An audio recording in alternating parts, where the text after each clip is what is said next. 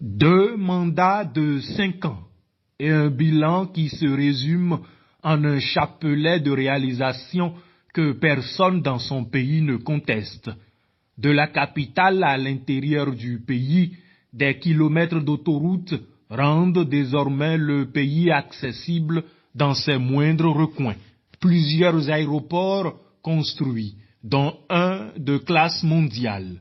Sortie de terre, une nouvelle ville en périphérie de la capitale attend de donner une seconde jeunesse au pays. Une ligne ferroviaire ultramoderne. Un stade national digne des plus grandes nations sportives. Et que dire des projets immobiliers plus grands les uns que les autres. L'économie du pays, l'une des premières de la sous-région, a subi, nous espérons pour le meilleur, des transformations importantes dont l'envergure présage d'un avenir meilleur pour ce pays frère. Compatriotes combattants, peuple du Bénin, malgré tout ce que je viens de vous citer, les Sénégalais ont fait barrage au 3e mandat voulu par Macky Sall. Dès les premiers signes de sa gouvernance autoritaire, les Sénégalais sont entrés en résistance. Rien n'a fait reculer le peuple sénégalais, ni les arrestations, ni les assassinats et la torture appliquée sur de jeunes manifestants, encore moins. Ils ont exigé et obtenu le respect dû à un peuple libre qui refuse de vendre sa démocratie aux plus offrants. Au-dessus de tout, ce peuple frère a placé son droit inaliénable à la liberté, aux libertés individuelles, à la liberté d'expression et à l'autodétermination. Par un extraordinaire courage, le peuple sénégalais a obligé le dictateur Macky Sall à la capitulation.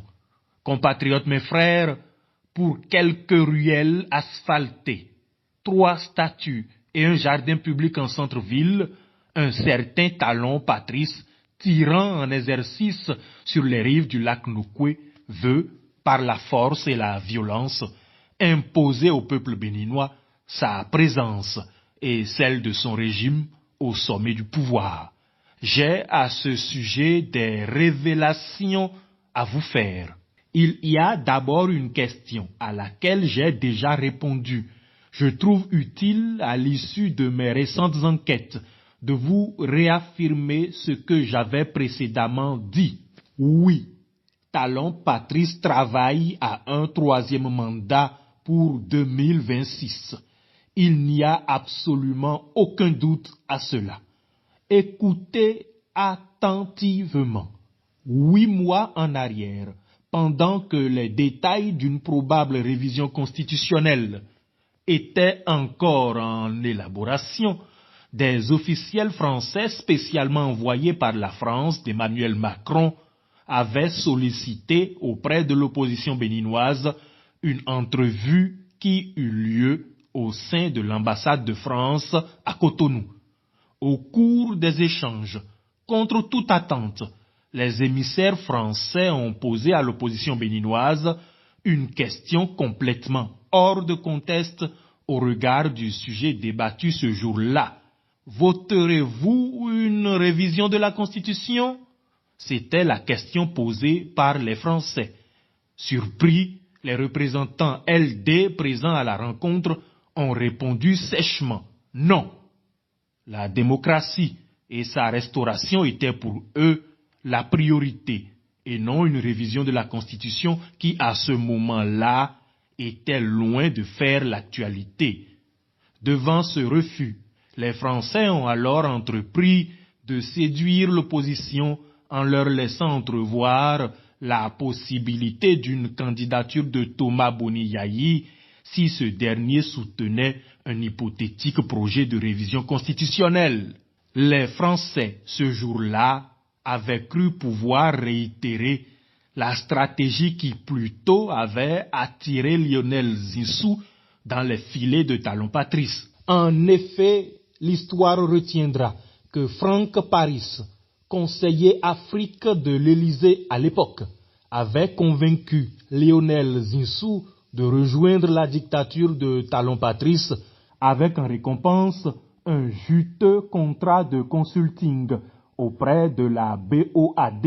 Selon mes informations, Romuald Ouadani et Talon Patrice se sont portés garants de ce deal qui, à ce jour, profite toujours aux individus précédemment cités.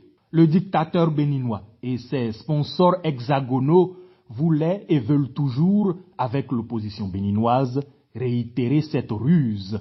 Pour l'instant, cette stratégie a échoué. Pour l'instant seulement, car du plan A, la dictature envisage désormais un plan B, voire un plan C. J'explique. Joannes Dagnon, proche parent de Talon Patrice et fidèle parmi les fidèles, a un temps été présenté comme le potentiel dauphin du tyran béninois, mais ce septuagénaire à la santé délabrée présente plus de handicaps que d'avantages, selon ce que Talon lui-même en privé aurait laissé entendre. Soucieux de garantir leur mainmise sur le pays, les Français reviennent à la charge et font une nouvelle proposition. Romuald Ouadani, arrogant, cupide et ambitieux, le ministre des Finances a su retenir l'attention des Français. Peu populaire, voire pas du tout, Romuald Ouadani croit pouvoir se hisser au sommet du pouvoir en achetant les consciences d'abord et les grands électeurs ensuite. Ainsi restera seul sur son chemin un ennemi mortel qu'il redoute plus que tout, Olivier Bocco. Ces derniers jours, en plus de ses soins de santé, l'autre objectif du voyage de Talon Patrice en France semble être justement de régler le contentieux entre les deux hommes, Ouadani et Bocco, avec désormais les Français pour arbitre. À l'ordre du jour, la promesse de Ouadani à Bocco de lui laisser le pouvoir après 7 ans d'exercice, avec bien entendu des avantages économiques conséquents.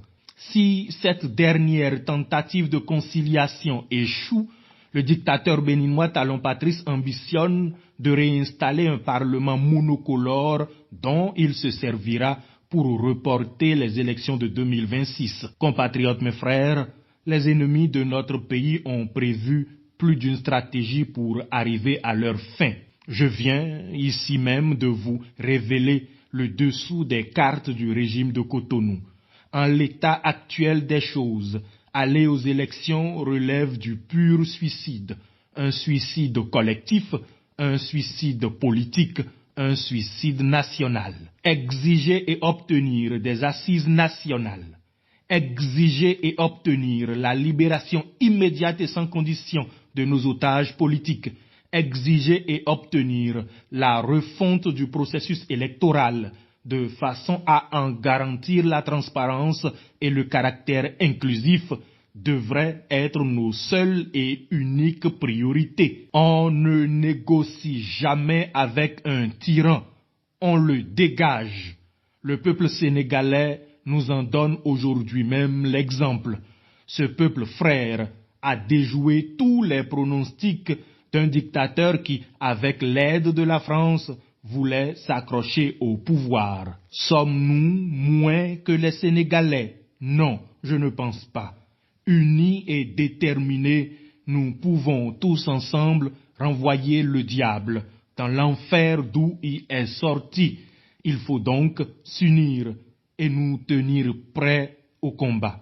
À tous mes frères de la communauté musulmane, je souhaite force et bénédiction divine durant le jeûne.